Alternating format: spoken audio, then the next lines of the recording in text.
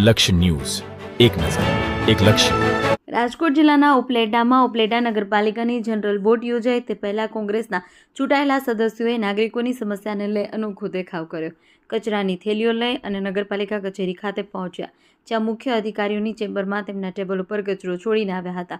કોંગ્રેસના સદસ્ય અને ઉપલેટા શહેર કોંગ્રેસ પ્રમુખ લખમણભાઈ બોપાળા તેમજ નગરપાલિકાના અન્ય કોંગ્રેસના સદસ્યો પણ આ અનોખા દેખાવમાં વિરોધમાં જોડાયા. કોંગ્રેસના સદસ્ય અને ઉપલેટા શહેર કોંગ્રેસ પ્રમુખ લખમણ બોપાળાએ નગરપાલિકાના મુખ્ય અધિકારી હાથ જોડી નાગરિકોની સમસ્યાઓ અંગે ખાસ રજૂઆત કરી હતી. કચરાનો યોગ્ય નિકાલ ન થતાં ઉપલેટા શહેરમાં ગંદકી તેમજ કચરાના ઢેર છેલ્લા એકાદ મહિનાથી ઉદ્ભવી રહ્યા હોવાથી નગરજનોની ફરિયાદને કોંગ્રેસે સમર્થન આપ્યું છે.